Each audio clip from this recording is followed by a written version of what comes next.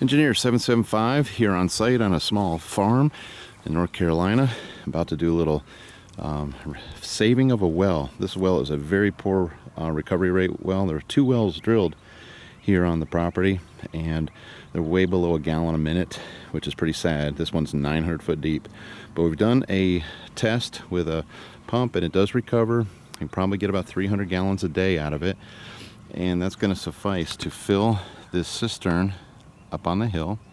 1,000 gallons we'll start with, and if that's not enough, we'll manifold in another one. I'm starting to run my pipe down, so I'm going to fill that tank, and then I'm going to distribute the water to a variety of cattle waters, yard hydrants, chicken waters, ways to water the pigs, cows, and chickens. And I'm going to use my favorite pump, the Grundfos SQFlex. This is a 6 SQF3. It's capable of pumping from 840 feet down at 5 gallons a minute. Now, we're not going to pump that rate. What I'm doing is using 3 modules. They are 190 watt. I'll have a total of 570 watts, but I'll be basically adjusting to the recovery rate of the well. So I do not cycle this pump, or I minimally cycle this pump, and I'm going to be relying on that low water sensor right here that's built into the pump, and that way the pump will not burn up. So this is their rotor pump. It is their best pump. If you need one, this is one I highly recommend. Put it in so many applications, and it is AC/DC, so it'll run on, it doesn't matter what you throw at it. It's wonderful, from 30 to 300 volts DC, or I can put 90 to 265 volts AC on this. So any type of inverter, modified sine, pure sine, any type of voltage, well, it's single phase, and it's just an amazing pump. It's a great complement to solar systems out there if you have a well and you don't want to hammer your inverter as some traditional wells do. Then I highly recommend doing something that has a soft start like the Grundfos. We have a couple options with it. There's 11 different models of the SQFlex. So anyway, getting set up here. I'm waiting on a pump truck right now because I got to set this. I'm going to set this pump at about 600 feet down, and I do a lot of well work by hand, but I'm not going to be stupid today and do that. So we got a lot of pipe to put in. It's a beautiful day, and I'm just waiting on the truck to show up. Got a top of pole mount here from DPW. Got my pole. Got holes to dig. Lots of digging. I've got 1,100 feet of pipe to put in the ground, 600 feet to put in the well, and yard hydrants. I'll put these frost-free yard hydrants in everywhere. And cattle waters, you can see, are up here. Right there's one of the, well, it's a pallet of 2 of them. They have heat wells in the bottom of them to keep the water from freezing. And so the cows are going to be happy at this site. And so, okay. All right, we're getting set up here using Clayton's well pump service repair. He just put this truck together, bought this new lift. I worked with him when he was a well driller, and now he's doing pumps. And so again, like I said, I can't do these deep ones by hand, so I debated on buying one of those, but he's been doing this all his life. Don't have to do everything, do I? Well, I want to. About every 200 feet, we like to put an inline check valve, and the reason being, it really protects the pump. Any water hammer back on the pump is taken by this check valve. So kind of standard is every 200 feet. I also put check valve right at the top of the pump. So there's an internal check valve to the pump, but I don't want to rely on that, because if that fails, it's not good. So anyway, extra check valves are very, very helpful. And then we try to put not a ton of them in, because that's 30 bucks a pop. But where they need to go in, we put them in. And these long necks work good because we're putting them in, threading them into this quick set Schedule 80 pipe. Putting an inline check valve every 200 feet. We should be getting some water here shortly. Right at 2.2 amps. Pardon the camera work. 2.4 and climbing.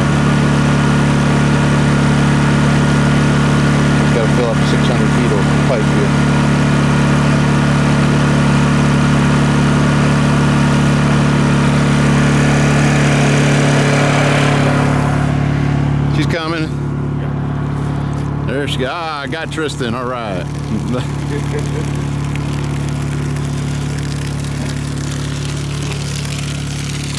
All right, that's what we wanted to see. That's what the solar will do. It's just good to have the Honda around for testing.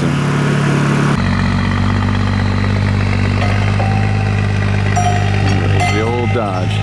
Sounds like it's got a cowbell on it.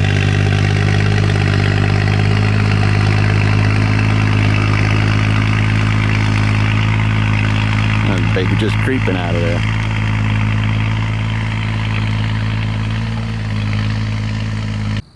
Okay, we're here day one, finishing up. Been a good day. We started by partially burying a cistern, 1,000-gallon. Started plumbing down the hill, putting hydrants in, frost-free hydrants, and hopefully the last one I'll show you how I do my frost-free hydrants so that they never clog up, and hopefully that'll be helpful. We're here, we're leveling out an area. There's nothing flat around here, typical small farm in the hills of North Carolina. So we're leveling up an area. Going to put the Mirafont double ball cistern on a fence line, so allow for rotational grazing and only use one water. And we're trenching like crazy, and we got to the well, which is under the rock. Well pump is in. Mixed up 12 bags of Quikrete to set our pole, and we can build the solar on it tomorrow. Hopefully we'll get this thing pumping before we get out of here this weekend. Got the solar racking from DPW to build, solar panels, everything in place. We continue on. When we're coming up here, we're coming up this hill. Whoa, we made it. And we come to another place where we're going to set another cattle water on a fence line. And then you can see a little bit of dirt to there. We're going to set another yard hydrant. 3 yard hydrants, 2 cattle waterers from the Mirafonts. Well, we're well into day 2 constructing our water system. I put in I call it the master shut-off for all of the hydrants, all of the cattle waterers, anything that can potentially leak or break. I put a master service shut-off in instead of putting one at each place. It's especially on a place like this, it just less maintenance, it's out of the way, cows can't step on the valve box, busted, that kind of thing. Again, we do our yard hydrants. We put a 5-gallon bucket that's full of stone, and between the filter fabric and the bucket, it really keeps a nice clean place for the water to drain out at the bottom of when you shut the handle. These things drain out in there. Somebody had asked me about hydrants, so I keep mentioning them. So when you open this up, obviously this is filling up with water. When you shut them down, it drains the entire head out in the tube into a nice little gravel well. Very simple to do, very cheap, but makes a big difference. And here's where I wasn't paying attention yesterday and stuck my hand on the electric fence. Haven't done that in a while. I've done that a little bit. So anyway, don't do that. And then we go down and we start, Brian's leveling off our area for our cattle water. Sorry about the zoom. Our cattle water will be there. I'll pour a little concrete pad and we'll anchor the water down to there so the cows can't do anything to it. Okay, when you're putting in your frost-free yard hydrants, a couple of tricks I wanted to share with you. First one, at the bottom of the hydrant, costs a little bit more, but I like to put 2 street 90s. And the reason, because people run into things, cows push on things, you can rotate this in any direction and it will not break where we connect to plastic, because it'll turn in its threads. So it gives you 6 degrees of freedom, yaw, pitch, and roll, X, Y, and Z. Sorry, just had to say it. But it does allow you to rotate and not break everything. So add 2 street 90s to the bottom. If you don't, that doesn't make any sense, just try it. Once you do, you'll understand. The other thing is, take a 5-gallon bucket, and I'm going to turn this upside down over top of the yard hydrant. I'm going to take this bucket of stone and dump it in the bucket, and then on the top I'll put the landscape fabric.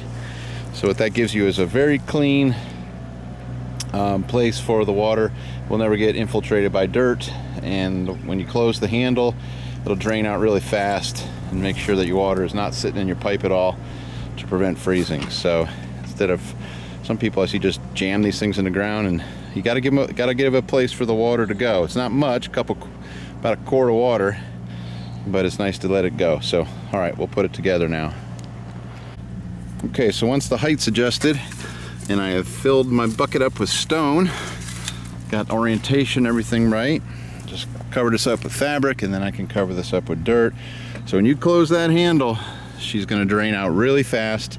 There won't be any backing up in these hydrants, and this way no dirt can ever get into the well. So all right.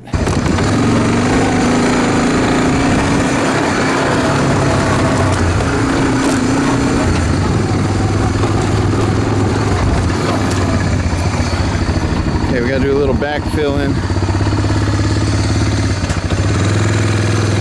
It's the end of day 2. A little rough, but I'll come back and smooth it up.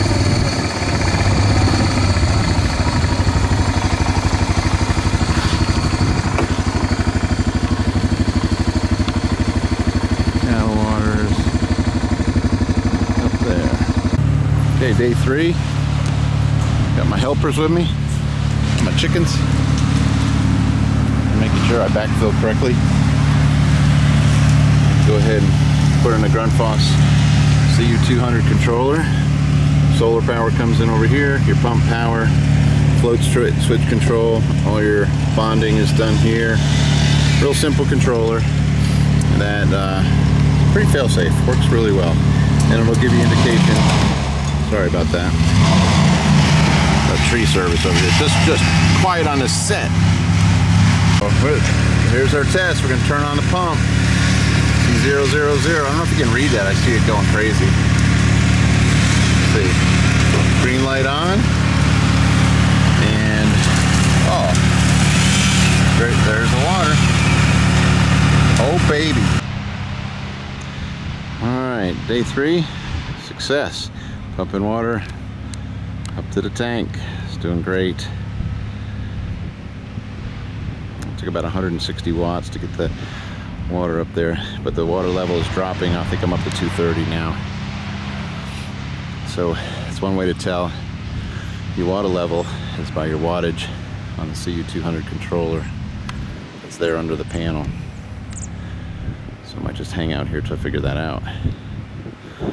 Okay, gotta let the concrete set up for 3 days before I can anchor the cow waters. Do that. Okay, the debut of the Milwaukee plastic pipe shear, 12 volt on the job, and this thing's pretty cool. Brother got it to me for my birthday. So basically, I'm gonna cut this pipe. Hopefully, I won't get too much water in it. There, get some air in the system. That is just cuts like butter. Okay, we're day 4 or day 5. You know how I lose track. We're putting cattle waters in on our system.